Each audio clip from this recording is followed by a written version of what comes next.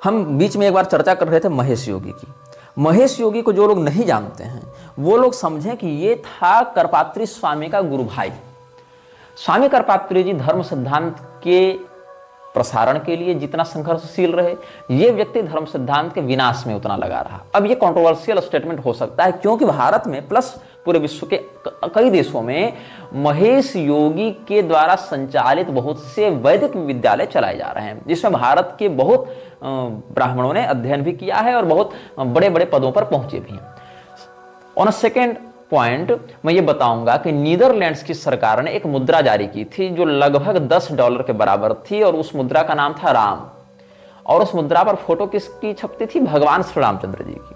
तो हिंदुओं के मध्य महर्षि महेश योगी की छवि एक आदर्शवादी हिंदू की है जो विदेशों में जाकर भगवान श्री रामचंद्र जी के फोटो वाला नोट छपवा दे रहा है सरकारी गारंटी पर, और कई देशों में वो नोट चलता भी है। अगर आपको नहीं पता है तो आप इसको गूगल में सर्च कर सकते हैं। दूसरी बात, महर्षि महेश योगी के नाम से प्रसिद्ध यह व्यक्ति वस्तुतः कायस्थ परिवार से ही एक व्यक्ति था, और ये स्वामी ब्रह्मानंद सरस्वती जो उस समय ज्योतिष पीठ के शंकराचार्य हुआ करते थे उनका चेला होने का दावा करता था। यद्यपि स्वामी ब्रह्मानंद सरस्वती से इसकी संगति रही है, लेकिन स्वामी ब्रह्मानंद सरस्वती के उपदेशों का जिस प्रकार से अनुसरण इसको करना चाहिए वो नहीं किया गया, जबकि कुछ नजदीकी लोगों का, क्योंकि स्वामी करपात्री जी की परंपरा से जुड़े लोग हमारे बड़े नजदीकी रहे हैं और चारों पीठों के शंकराचार्यों से जुड़े लोग हमारे नजदीकी रहे हैं, और महेश योगी के निकटवर्ती लोगों में भी हमारी गति है। तो या वो विश्वविद्यालयों में पढ़े या पढ़ाए लोगों से भी हम परिचित हैं। तो उनका एक बड़ा पक्ष यह भी कहता है कि जब महेश वर्मा या महेश श्रीवास्तव, दोनों बातें इसके लिए अलग अलग स्थानों पर मिली हैं, और एक श्रीवास्तव बंधु ने हमको इसकी इंफॉर्मेशन दी थी। हालांकि बहुत सारे प्रमाण उन्होंने प्रमाण नहीं दिया, उन्होंने बस ये कहा था कि महेश योगी भी कायस्थ समाज से था और इस प्रकार से उसने उपद्रव किया है, तो आप उस पर भी ध्यान दीजिएगा। तो हमने कहा चलो ठीक है, वो तो हमको बोलना ही है, लेकिन अभी बोलते जा रहे हैं तो बोलेंगे। तो ये तो कायस्थ समाज वाले जो धर्मनिष्ठ हिंदू हैं वो उन्होंने ही मुझे बताया कि अपने यहाँ तो ये भी एक हुआ था गुरुजी। तो क्या हुआ, जैसे दयानंद सरस्वती जन्म से तो ब्राह्मण ही था, लेकिन कितना आतंक मचाया सनातन धर्म के जगत में।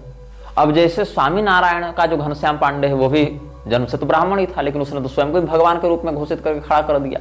और ये सब जितने भी अखाड़ों के लोग हैं, अवधेशानंद, कैलासानंद, ये सब भी ब्राह्मण कुल में जन्म लेकर ही उत्पात मचा रहे हैं। इससे इनका कृत्य धर्मसम्मत नहीं माना जाता, और ये फैक्ट है। इस फैक्ट पर हम बात कर रहे हैं। तो हम बात कर रहे थे महेश योगी की, इसने अपना नाम रखा महर्षि। अब बताओ, जो स्वयं को शंकराचार्य जी की परंपरा से जुड़ा व्यक्ति बताता हो वो क्या इतना भी स्वयं को नहीं समझेगा कि कौन ऋषि है, कौन महर्षि है, कौन क्या है? नहीं। अभी एक कुंदन नागपाल नाम का माफिया वो काशी विद्वत परिषद को पैसे से खरीद लिया, ये भी फैक्ट है। और काशी विद्वत परिषद के लोगों ने उसको महाब्रह्मर्षि की उपाधि दे दी, और काशी विद्वत परिषद के लोग तो मोदी को राजर्षि की उपाधि भी देने गए थे और महाब्रह्मर्षि उपाधि दे दी। और ये जो कुंदन नागपाल है ये खुलेआम मंच से अपने चेलों से अल्लाह अकबर का नारा लगाता है, कुरान को ग्लोरीफाई करता है और हमारे देवी देवताओं को गाली देता है। उसके सारे प्रमाण हमने फेसबुक पर डाले हुए थे और बहुत तो यूट्यूब पर भी डाला हुआ था, और अभी भी मिल जाएगा आपको। और उस कुंदन नागपाल को निरंजनी अखाड़ा के कैलासानंद ने अभी बना दिया है जगत गुरु। अब ये बाहर तो बातें नहीं आती हैं, लेकिन काशी विद्वत परिषद क्या है? एक एनजीओ है, उससे अधिक उसकी कोई हैसियत नहीं है। और काशी विद्वत परिषद में ही बहुत से ऐसे लोग, और काशी विद्वत परिषद से बाहर ही बहुत से ऐसे लोग हैं जो आर्य समाजी और स्वामी नारायण की संस्थाओं के द्वारा खरीद लिए गए हैं, और उन्हीं के लिए भाष्य लिखने का काम करते हैं, उन्हीं के लिए उन्हीं के मतों का प्रसारण करने के लिए काम करते हैं, और अपनी सारी व्याकरण, मीमांसा, न्याय की विद्वत्ता उन्हीं की गुलामी में लगाते हैं। ये एक तथ्य है। और इसके ही कारण जो है काशी विद्वत परिषद भू माफियाओं को और नौटंकीबाजों को भी जगतगुरु बनाता फिरता है। और अभी मजे की घटना ये हुई कि राजेश्वर और हरिनारायण दोनों ने मिलकर किसी व्यक्ति को जगतगुरु रामानंदाचार्य बना दिया, जबकि ये दोनों स्वयं रामानंद संप्रदाय से नहीं है, और दोनों गृहस्थ हैं। और दोनों गृहस्थ जो गैर रामानंदी हैं वो एक व्यक्ति को रामानंदाचार्य जगतगुरु बना रहे हैं सन्यासी बनाकर। मतलब गजब लेवल फ्रॉड चल रहा है कि नहीं? यहां पर आते हैं याद बनराकस भैया, कहते हैं अरे ये तो अलग लेवल फ्रॉड चल रहा है। तो यहां जो फ्रॉड चल रहा था उसके विषय में हम बता रहे थे। अच्छा, अभी जो डबल श्री रविशंकर है वो भी किसका चेला है? महेश योगी का चेला है। और रविशंकर की विचारधारा तो आप जान ही रहे हैं, क्या लिखता है रविशंकर, और कई बार बोला है, उसको खुलेआम क्रिसमस मनाता है ना रविशंकर। तो क्या कहता है रविशंकर कि you can not understand the sayings of Jesus if you are not alive with prana, with life force, अगर तुम्हारे अंदर प्राण शक्ति का विकास नहीं हुआ है, अगर तुम्हारी चेतना विकसित नहीं है, तो तुम जीसस के उपदेश को समझ ही नहीं सकते हो। मतलब समझ रहे हो, जीसस का उपदेश इस लेवल पर है कि उसके लिए आपको विशुद्ध और गंभीर आध्यात्मिक बनना पड़ेगा। The knowledge will all be just a corrupt concept in head, only the heart can feel that. Otherwise, in the name of Jesus, in the name of God, in the name of religion, people kill each other. मतलब उसका कहना है कि Jesus के उपदेश को समझने के लिए बहुत विशुद्ध आध्यात्मिक होना पड़ेगा, और जीसस के नाम पर लोग केवल लड़ाई कर रहे हैं, बहुत से युद्ध हो रहे हैं और उनको जीसस का उपदेश के बारे में पता ही नहीं है। और जीसस भी ये बात जानते थे, the mind can not understand Jesus, only the heart can feel the presence of Jesus. और सुनो क्या कहता है, Jesus opens his arms and says, "Come, you are my friend. Don't be afraid. Don't put me on the altar. Give me a seat in your heart. See me in everyone you see around you. Love everyone as much as I love you, or as much as you love me. Share that with everyone around." Jesus की हृदय में स्थापना करने कह रहा है। ईश्वर सर्वभूतानां हृदय से अर्जुन तिष्ठति चला गया, खत्म हो गया सिद्धांत इनके लिए, लेकिन जीसस हृदय में बैठ जाना चाहिए, ये लोग कह रहे हैं। और जो ओपल फ्लेम जो पोएम लिखी थी योगानंद ने, उसमें भी क्या कह रहा है कि जीसस की ऊर्जा से मुझे बैप्टाइज करो और मैं जीसस का अवलोकन सर्वत्र कर सकूं, ऐसा इन लोगों ने कहा। What more do you want to see in that embodiment of love? But people still wanted proof. If Jesus come today, he would still be asked, "Prove to me you are the Son of God." In those days too, he was asked to prove how he was the Son of God, even after turning water into wine. बताओ, मतलब वो दारू को पानी को दारू बना दे रहा है, तो मतलब लोगों को मान लेना चाहिए कि वो ईश्वर का पुत्र था, और अगर ईश्वर के पुत्र होने पर कोई क्वेश्चन कर रहा है तो मतलब वो गलत है। तो इसके अनुसार से तो भारत में 50 ईश्वर के पुत्र घूम रहे हैं जो रोज पर्चा छाप रहे हैं, तो 50 जीसस के बराबर हो गए ना, रोज पर्चा छाप रहे हैं लोग। करौली सरकार भी जीसस का बड़ा भाई लगेगा, क्योंकि वो तो बैलेंस मंत्र दे रहा है कि नहीं। और बागेश्वर वाला भी बड़ा माने चाहे छोटा माने, लेकिन कोई तो भाई लगेगा ही जीसस का। और सिद्धेश्वर धाम वाला भी लगेगा, रामलला सरकार भी, पंडोखर सरकार भी, जितने इस प्रकार के सिद्धि वाले लोग हैं सब के सब ईश्वर पुत्र कहलाएंगे। फिर शक्ति पुत्र और ईश पुत्र तो घूम ही रहे हैं ऐसे भी, और काली पुत्र कालीचरण भी घूम रहा है जो साईं बाबा का इतना बड़ा समर्थक है, तो सब के सब ईश्वर पुत्र हो गए।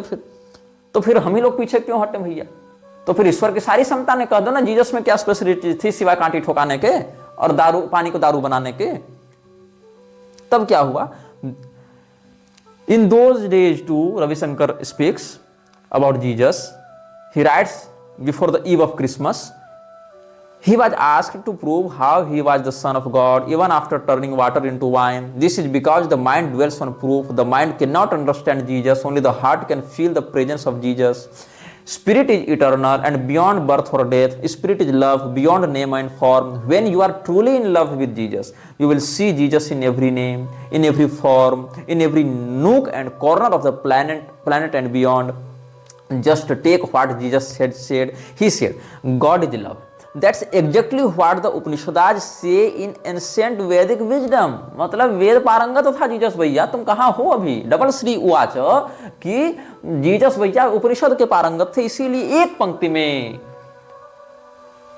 अधीत्य सर्वशास्त्राणि विचार्य च पुनः पुनः इदमेव सुनिर्णीतम गॉड इज लव, ऐसा उसने कह दिया। God is love, don't be afraid of God, God is love. और इसके बाद नहीं, इसने क्या कहा कि भगवान कृष्ण भी यही बात कह रहे हैं, मतलब Krishna is equal to Jesus and Jesus is equal to Krishna in the terms of principles, ये कहना चाह रहा है। तो क्या कहता है?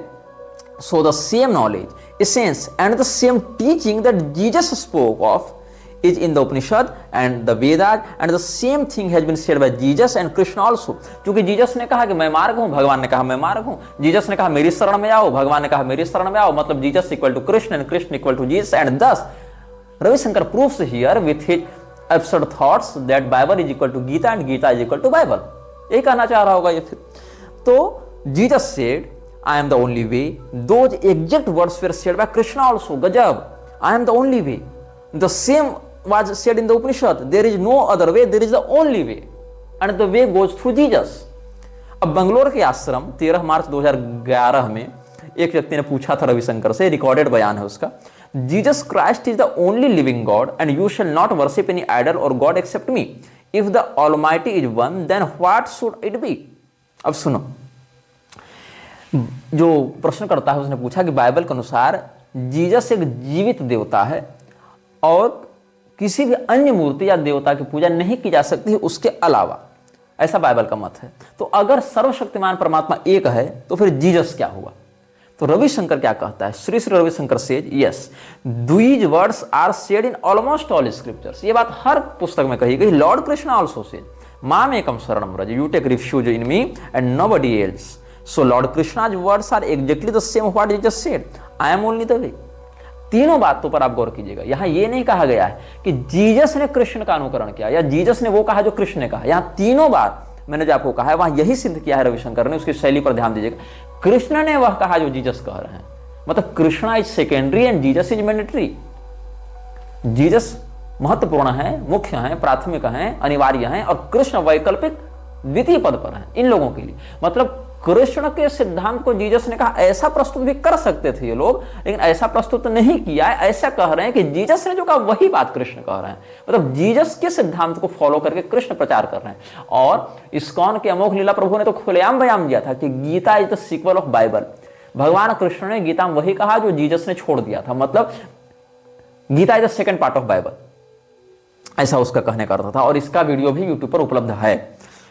तो रविशंकर क्या कहता है? अच्छा, जो AIMPLB है, all India Muslim personal law board, उसका जो हेड था सलमान नदवी, वो श्री श्री रविशंकर से मिला था। और यहाँ पर ये लोग समझौता क्या कर रहे थे कि राम मंदिर और मस्जिद साथ में बनना चाहिए। और यही बात है कि राम मंदिर वाले विषय में हम हिंदुओं की जीत नहीं मानते, हिंदुओं को छला गया है ऐसा मानते हैं। और जहां पर कुछ नहीं होने के स्थान पर दंड मिलना चाहिए था वहां पर उनको न दंड मिला, ऊपर से मस्जिद भी ये लोग दिलवा रहे हैं। तो ये तो रविशंकर की बात हो गई। अब रविशंकर का जो अंतर्राष्ट्रीय आतंकवादियों के साथ उठना बैठना है, या पाकिस्तान के लोगों के साथ संबंध है, या ISI इत्यादि के लोगों के साथ संबंध है, या जो अन्य सीरिया इत्यादि में जाने की बातें हैं, या मुसलमानों से घिरी हुई सभाओं में, मंचों में जाकर सिया सुन्नी के बीच में सुलह कराने के प्रस्ताव की बात है, या अन्य इस प्रकार के संगठनों से निकटता है, ये सब सार्वजनिक हैं। उसके वीडियो, उसके इन देशों में जाकर चरमपंथी आतंकवादियों से घिरे मस्जिदों में तकरीर करना, वहां मिलना, सम्मेलनों में जाना, निकटवर्ती संबंध स्थापित करना, ये सब भी सार्वजनिक है। अब हम महेश योगी की चर्चा करते हैं। इस्कॉन पर भी आएंगे, चिंता मत करो, काहे हड़बड़ा रहे हो, कमेंट मत करो, इस्कॉन पर भी आएंगे। तो अच्छा, महेश योगी के विषय में चर्चा करने से पहले मैं आपको एक डॉक्यूमेंट दिखाना चाहूंगा स्क्रीन पर। अगर अक्षर धुंधले हैं तो मुझे माफ कीजिएगा। मैं यहां पर कहना चाहूंगा अर्णव गोस्वामी की भाषा में कि I am sorry Babu. CIA ने एक लेटर जारी किया था जो इस शोध में मेरे हाथ लगा। CIA का ये लेटर सैनिटाइज करके, सैनिटाइज से क्या तात्पर्य है? CIA के जितने भी एजेंट्स होते हैं, CIA के जितने भी डायरेक्टर्स होते हैं, या CIA के द्वारा जो ऑथराइज्ड अधिकारी होते हैं, उनके सिग्नेचर्स को ब्लर करके या उनके सिग्नेचर्स को मिटाकर ही कोई फाइल सार्वजनिक की जाती है।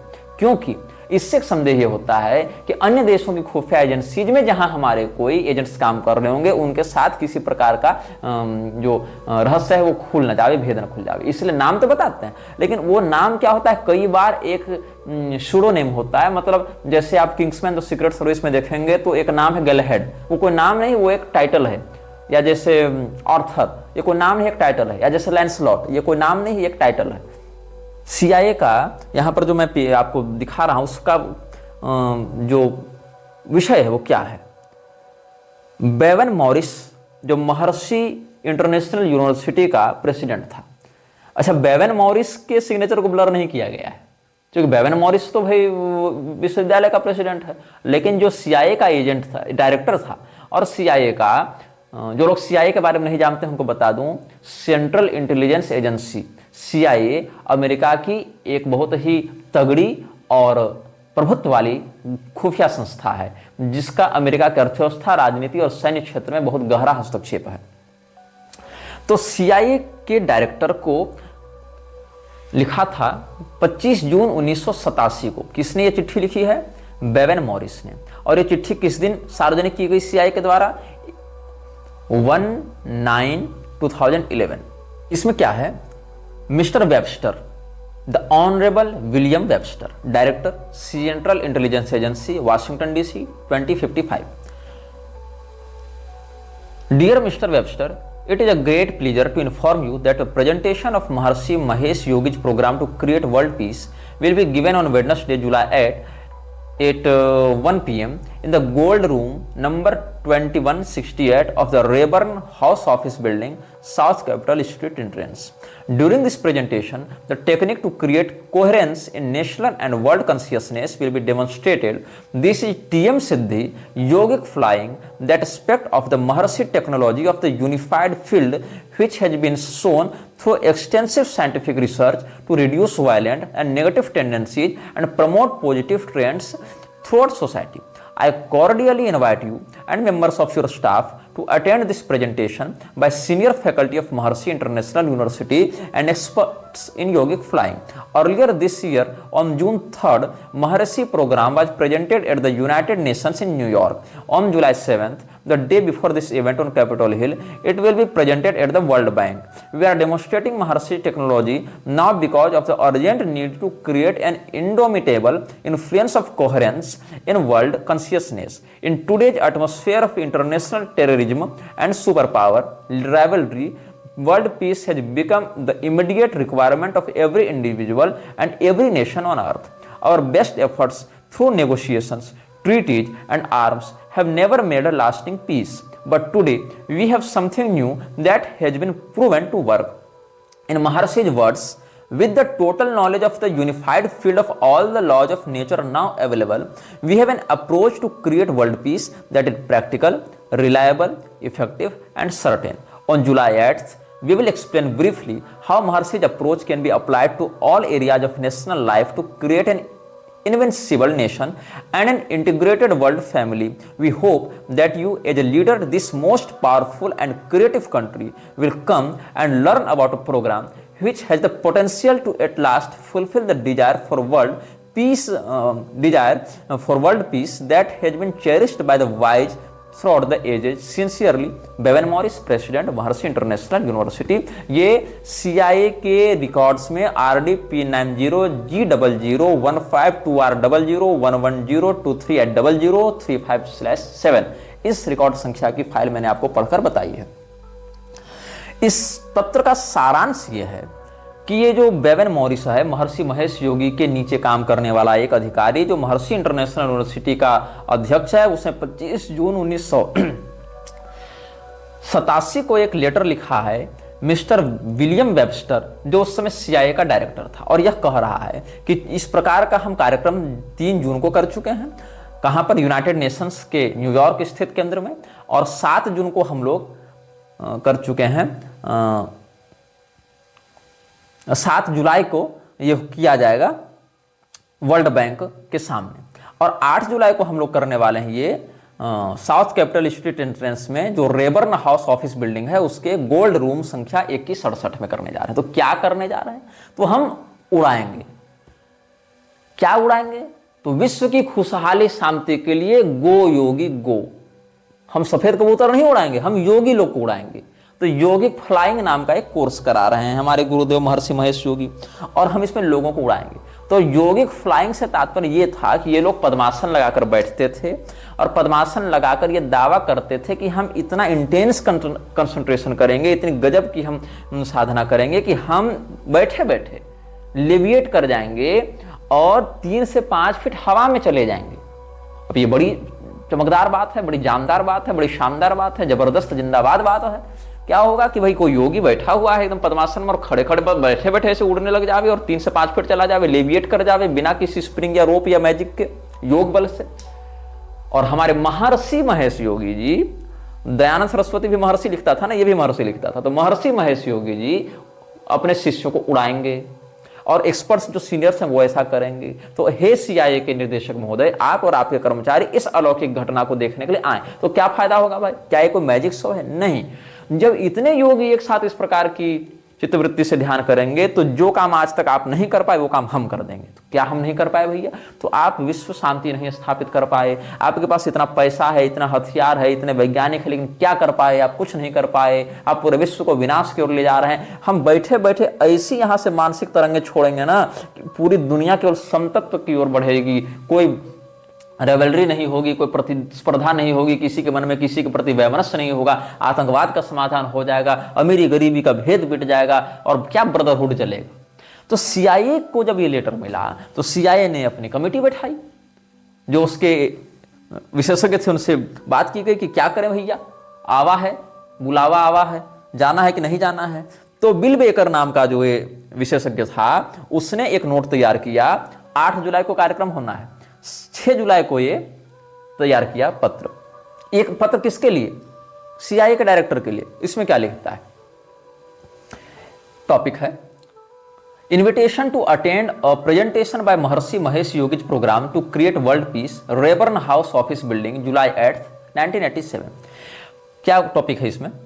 President of the Maharishi International University Bevan Morris has invited you to attend a presentation of Maharishi Mahesh Yogi's program to create world peace on Wednesday July 8 at 1 PM at the Rayburn House office building. During the presentation, the technique to create coherence in national and world consciousness will be demonstrated. This is TM Siddhi Yogi flying. According to Mr. Bevan, TM Siddhi is an aspect of Maharshi technology of the unified field which has been shown through extensive scientific research to reduce violent and negative tendencies and promote positive trends throughout society. बहुत बढ़िया, बहुत अच्छी बात है। I recommend that you do not accept this invitation. The lines should be highlighted and should be repeated once again. I recommend that you do not accept this invitation. In 1995, you were selected to receive the Maharshi Award and you declined it. CIA के director को 1985 में लोग महर्षि award देने जा रहे थे, जिसको reject कर दिया गया था।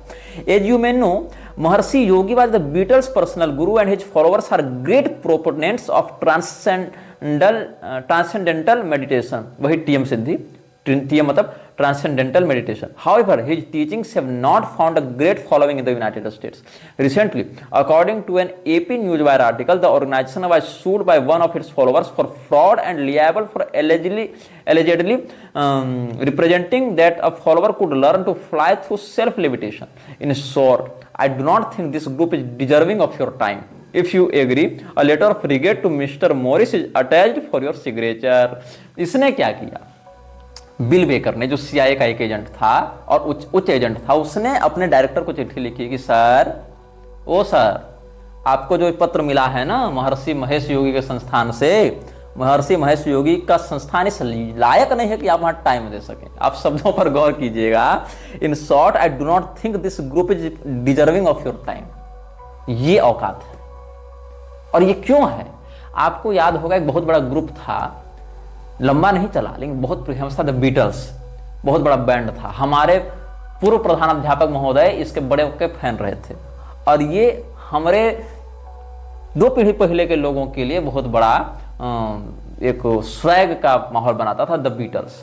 और द बीटल्स का आध्यात्मिक गुरु कौन था? महर्षि महेश योगी। और द बीटल्स के अधिकांश लोग दुर्घटनाओं में, सुसाइड्स में और स्कैंडल्स में और मिस्टीरियस कंडीशंस में मरे और ये ग्रुप बिखरा टूटा। तो इसने, जो बिल बेकर है, उसने केवल ये चिट्ठी नहीं भेजी अपने डायरेक्टर को, बल्कि एक रिजेक्शन लेटर भी टाइप करके भेजा और कहा सर केवल सिग्नेचर करके आप भेज दीजिए, आपको अपने से और कुछ नहीं करना है। तो वो लेटर क्या था वो भी मैं पढ़ के सुनाता हूं। ये लेटर जारी किया गया है 9 जुलाई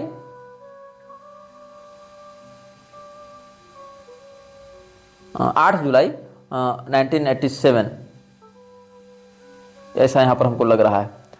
तो इसमें क्या है, विलियम वेबस्टर ने क्या लिखा उत्तर में? मिस्टर बेवन मॉरिस, प्रेसिडेंट जो था महर्षि इंटरनेशनल यूनिवर्सिटी का, उसमें डियर मिस्टर बेवन, मात्र 3 पंक्ति में, एक ही पंक्ति को 3 भाग में कर दिया। Thank you for your invitation to attend the Maharishi Mahesh Yogi's program on Capitol Hill at the Rayburn building on Wednesday July 8 at 1 PM due to a full schedule of official duties I will be unable to present at the demonstration. You have my best wishes. Sincerely yours William H Webster, director of Central Intelligence. अब इसने जो चिट्ठी भेजी वो तो बड़ी diplomatic तरीके से लिखी जाएगी ना। ये थोड़े कहेंगे कि तुम लोग नालायक हो, ये कहेंगे कि सर आपने बुलाया, बहुत बहुत धन्यवाद, लेकिन हम अपने कार्यालयीय गतिविधियों में व्यस्त हैं, हमको ऑफिस से छुट्टी नहीं मिलेगी, हम नहीं आ सकते हैं, लेकिन आपको हमारी शुभकामनाएं।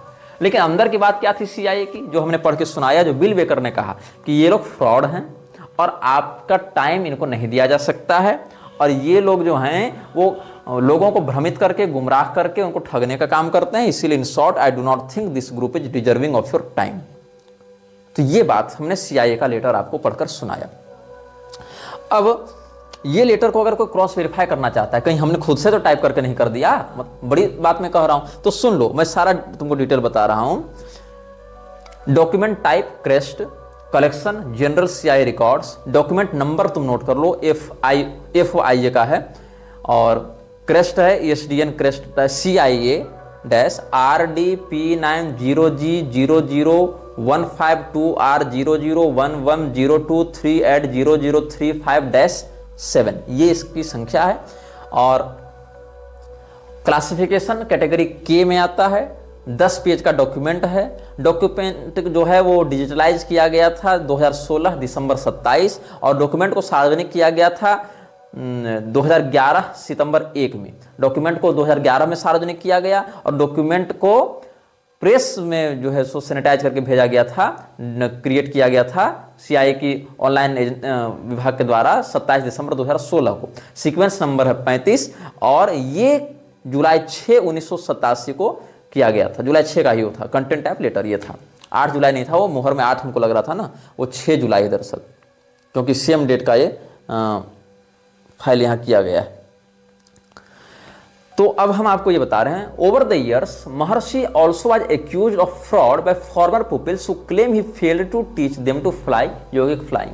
इसके जो शिष्य इसको पैसा देते थे और उड़ने की कला नहीं सीख पाते थे, उन लोगों ने इस पर केस भी किया था। और इसने क्या कहा कि by flying we simply mean spontaneously hopping 3 to 5 feet off the ground while sitting in the lotus position. इसने फिर क्या कहा कोर्ट में, या इसके अटॉर्नी ने क्या कहा, उड़ने का अर्थ ये नहीं है कि हम वहां 1 घंटा बैठे रहेंगे। उड़ने का अर्थ ये है कि हम पद्मासन में बैठे बैठे 3 से 5 फीट आकाश में उछल जावें, ये हम योगिक फ्लाइंग कहते। तो भैया मेढक थोड़े हो कि पद्मासन में बैठे बैठे ऐसा थ्रस्टिंग दो और उड़ते जाओ। कोई जिम्नास्ट, कोई एथलीट, कोई ऐसा विशेषज्ञ कर भी ले स्प्रिंग बॉडी होने से, लेकिन ये कोई यौगिक सिद्धि थोड़ी हुई। ये तो एथलीट का काम है, जिम्नास्ट का काम है। ये तो उछल कूद होगा नहीं, ये तुम यौगिक सिद्धि से कैसे दिखा रहे हो। और इससे ये उछल कूद करने से पद्मासन में बैठे बैठे अगर होपिंग ही कर लेते हो मेढक जैसा 3 से 5 फीट तक, अरे 1 फीट ही सही, तो उससे किसी व्यक्ति के मन के हिंसात्मक विचार तुम कैसे बदल रहे हो। ये फ्रॉड था ना इसका। तो the Maharishi who was headquartered in Switzerland at the time reportedly moved to the Netherlands after the Indian government accused him of tax fraud. ये स्विट्जरलैंड से पहले काम चलाता था, और वहां पर तो इसको टैक्स देना नहीं पड़ता था। कई मामलों में स्विट्जरलैंड को टैक्स हेवन बताया गया। दुबई है, स्विट्जरलैंड है, वहाँ बहुत से मामलों के टैक्स अन्य देशों की तुलना में या तो बहुत कम है या तो बिल्कुल नहीं है। तो ये जो है महर्षि महेश योगी, उसके संस्थान जो भारत में चलते थे, वहाँ पर भी सरकार तो भारतीय नियंत्रण करेगी। तो वहाँ जो टैक्सेशन का फ्रॉड किया इसने, उसके कारण इसको भारत सरकार ने नकेल कसा। तो भारत से भी और स्विट्जरलैंड से भी भागकर इसको जाना पड़ा नीदरलैंड। और आगे देखो, आगे की आपको मैं बात बताऊं महेश योगी के विषय में। तो जो बीटल्स की मैंने बात कही थी, विथ और without the young Mrs Farrow's bodacious presence around the Maharishi ashrams, controversy continues to hound the 3.5 billion worldwide enterprise of the yogic 6th Beatle. The late ex-guitarist Stuart Sutcliffe was known as the 5th. His compound in India was the focus of allegations. 17 जुलाई 1988 में ये छपा था। Regarding child molestation, death from abuse and neglect, बच्चों के साथ यौन शोषण, धमकी के कारण लोगों को आत्महत्या पर विवश करना या गाली गलौज से, और अनावश्यक उपेक्षा। The previous media reports charge that at least 5 boys had died under mysterious circumstances and that about 8,000 of the 10,000 children admitted to the Vidyapith in the past 5 years had run away from the ashram, allegedly because of the torture they had been subjected to inside, to make matters more difficult for the ashram administration. 10,000 विद्यार्थियों में से 8,000 विद्यार्थी अगर किसी संस्थान से भाग जा रहे हैं, ये आरोप लगाते हुए कि हमको वहां टॉर्चर किया जाता है, हमको सेक्सुअली हरास किया जाता है, तो ये कितना बड़ा गंभीर आरोप है। उसमें से 5 बच्चे तो मरे मिस्टीरियस कंडीशंस के अंदर। और ये मैं नहीं कह रहा हूं, ये छपा था 17 जुलाई 1988 में। और इसमें महेंद्र सिंह भाटी जो वहाँ का विधायक था, और एक लोकल विधायक था, और एक आयुर्वेदिक डॉक्टर डॉक्टर गोविंद शर्मा, जो पहले उस आश्रम से जुड़े हुए थे, महर्षि महेश योगी के संस्थान के लिए काम करते थे, डोनेशन देते थे, वहां इलाज करते थे या बहुत कुछ सपोर्ट करते थे, वो सब क्या है, उन्होंने ये दावा किया कि नहीं नहीं, यहाँ जो बच्चे पढ़ने आते थे वो बच्चे ही इन सभी गतिविधियों में लिप्त थे, इसलिए उनको निकाल दिया गया। उन लोगों ने क्या कहा, उन लोगों ने बाद में हालांकि ये सब संस्थान छोड़ दिया था। They charged that some of the boys were also subjected to sexual abuse by the teachers, और यह भी दावा किया कि उन बच्चों का यौन शोषण तो ये जो जैसे बड़े बच्चे हैं वो छोटे बच्चों की रैगिंग करते थे, और कई बार बच्चों की रैगिंग या यौन शोषण करते थे कौन, विद्यालय के शिक्षक भी। और ये बात मैं अपने से कोई जोड़ कर नहीं कर रहा हूं, तुम इसको क्रॉस वेरीफाई भी कर सकते हो। अब रही बात कि हम क्राइम रेट दुनिया में कम करेंगे, तो इनको प्रदर्शन का एक अवसर भी दिया गया। कब दिया गया, 1999 ईस्वी में कोसोवो में और वाशिंगटन डीसी में भी दिया गया, और 1 साल का समय दिया गया कि आप लोग खूब बैठकर योग ध्यान तपस्या करें और पुलिस को सिद्ध करके दिखाएं कि आपकी ध्यान तपस्या और योगिक फ्लाइंग के कारण जो है विश्व शांति स्थापित हो रही है, हमारे जिले में शांति हो जा रही है, कम से कम यही कर दें। तो यहाँ पर पुलिस ने फिर जो रिकॉर्ड निकाले, बोले नहीं ऐसा तो कुछ हमको इफेक्ट देखने को नहीं मिला। हिज होलीनेस फर्दर असर्टेड अ महर्षि इफेक्ट, हिज होलीनेस मतलब Mahesh Yogi, whereby relatively small numbers of meditators are claimed to be able to positively and measurably influence world events.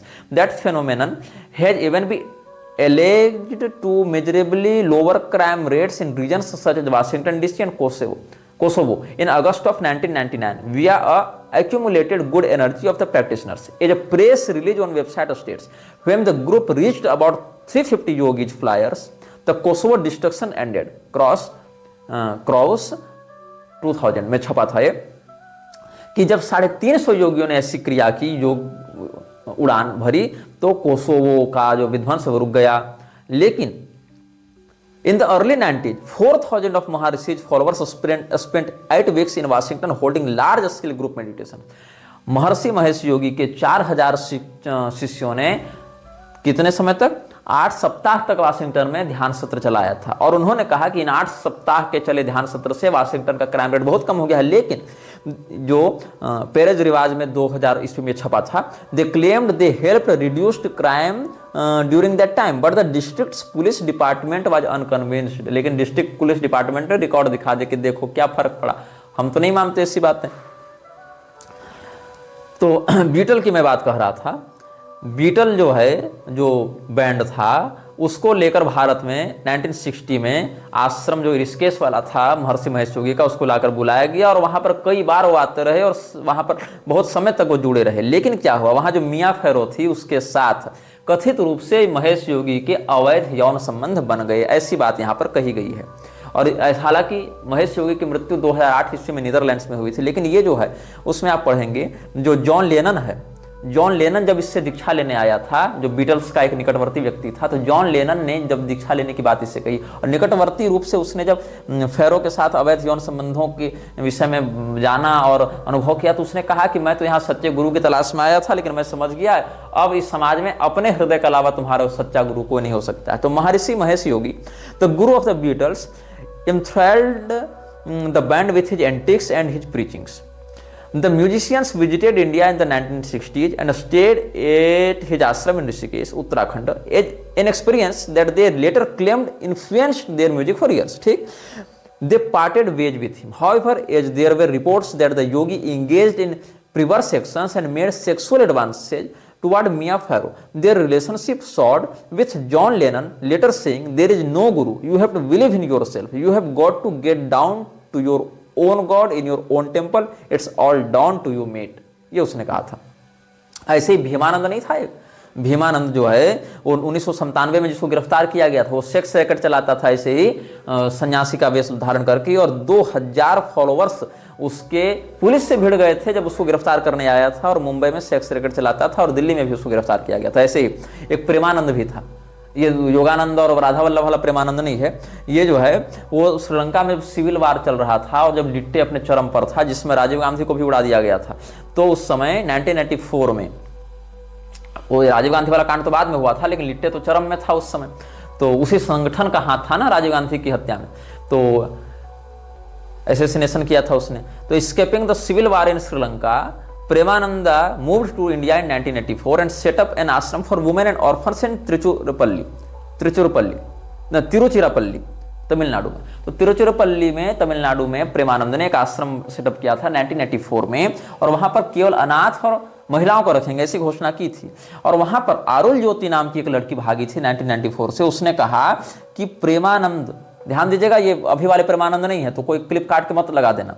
तो वो प्रेमानंद जो है 1994 में अरुल ज्योति का कई बार बलात्कार किया है, कई बार गर्भवती किया है, कई बार उसका अबॉर्शन करवाया है, और अंत में 13 नाबालिग लड़कियों के बलात्कार के लिए 1997 में प्रेमानंद को गिरफ्तार भी किया गया, जो कि और जिसने उसका खुलासा किया था उसकी हत्या की भी इसने साजिश की थी। बाद में 2011 ईस्वी में जेल में ही उसकी मृत्यु हो गई थी प्रेमानंद की। तो मैं क्यों इन लोगों का विरोध करता हूं? जिन लोगों को अभी तुम साधु महात्मा ये सब के बारे में देख रहे हो, मीडिया के सामने सरल संत हैं, बड़े तपस्वी हैं, सिद्ध हैं, तत्वदर्शी हैं, ब्रह्मज्ञानी हैं, बहुत काले राज हैं इनके जीवन के पीछे भी, जो समाज के सामने नहीं आ पाते, जो बहुत बाद में आ पाते हैं, या बाद में आने के बाद ही लोग उन बातों पर विश्वास नहीं कर पाते हैं। जैसे एक प्रकाशानंद सरस्वती था, इसका विषय में तुम लोग जानते हो कि नहीं जानते हो। इसने प्रभुपाद की नकल करते हुए international society of divine love बनाया था, जैसे उसने किया था ना international society for Krishna consciousness, और योगानंद तो क्राइस्ट कॉन्शियसनेस लाता था। तो 1980 में इसने international society of divine love को बनाकर और महर्षि महेश योगी से विरोध करके, जो टीएम सिद्धि बनाता था महर्षि महेश योगी, उसी से विरोध करके ये चला गया था फिलाडेल्फिया, और फिलाडेल्फिया में एक ऐसे संगठन और स्थापना आश्रम की जो महेश योगी की योजना से भी ज्यादा उलझा हुआ और ज्यादा मतलब वेल ऑर्गेनाइज्ड था। इसके बाद क्या हुआ, इन लोगों ने महेश योगी पर कर दिया केस, और छोटे मोटे केस नहीं, लाखों डॉलर्स का केस किया, और केस में महर्षि महेश योगी को हार हुई, और उस हार से महर्षि महेश योगी को वो लाखों डॉलर चुकाने पड़े। और जब चुकाना पड़ा तो Swami Prakashananda then used the money, जो पैसा मिला, to set up a temple outside of Austin Texas called Barsana Dham. तो टेक्सास के बाहर, ऑस्टिन के बाहर इसने, जो प्रकाशानंद था, उसने एक आश्रम बनाया, पूरा बढ़िया सेटअप किया, उसका नाम रखा इसने बरसाना धाम। इसके बाद क्या हुआ, अब नियत तो इन लोगों की वैसी ही थी, उस बरसाना धाम में बच्चों का शोषण होने लगा, वहां की सरकार टाइट हो गई। तो प्रकाशानंद क्या किया, भाग के भारत आया, और भारत के पॉलिटिशियंस ने उसको महाराज जी, बाबा जी, संत जी और तत्वदर्शी जी कह के गले लगाया, और यहाँ उसकी सुरक्षा हो गई। तो ये सब बातें। अब ये जो महेश योगी का है, पैटी बॉय का आप देखेंगे, पैटी बॉय का जो ये है उसके जो कॉन्टेक्शन है उसमें आप पढ़ेंगे तो मिलेगा कि it was the allegations of Maharshi's sexual impropriety that caused life at the retreat to go horribly wrong. Through Mardus' insistence, Lennon became convinced that the Maharshi, who said he was celibate, had a sexual encounter with one of the young female students.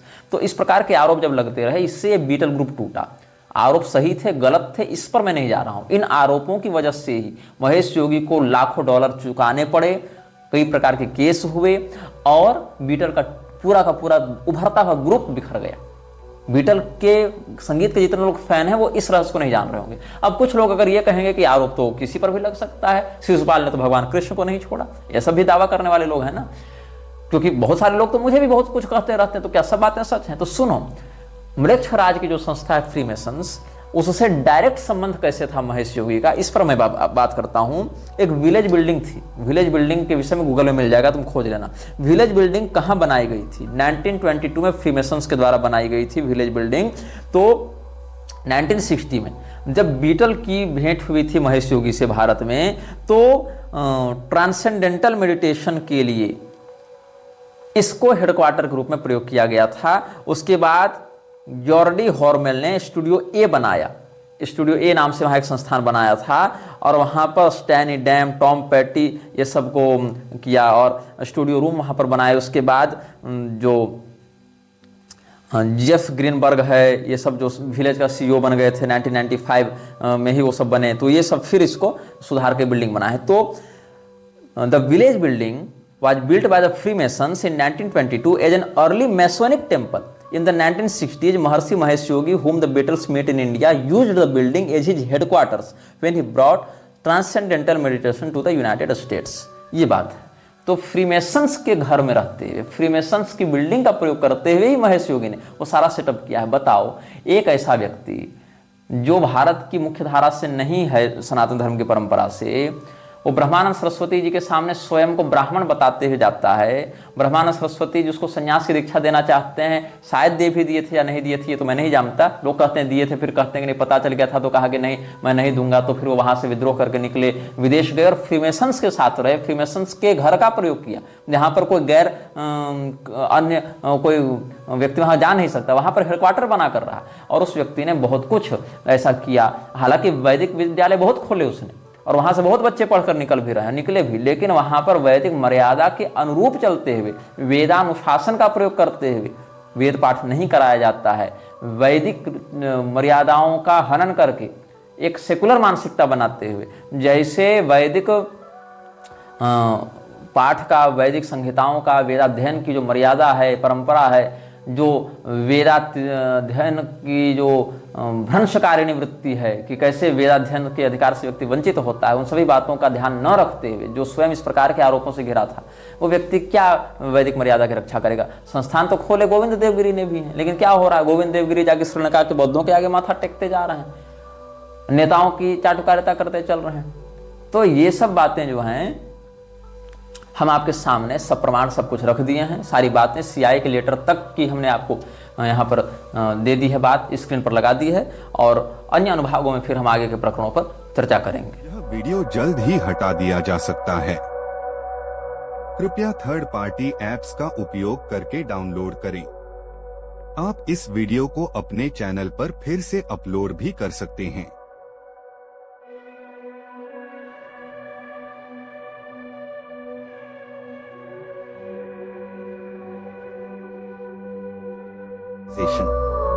This video may get deleted soon.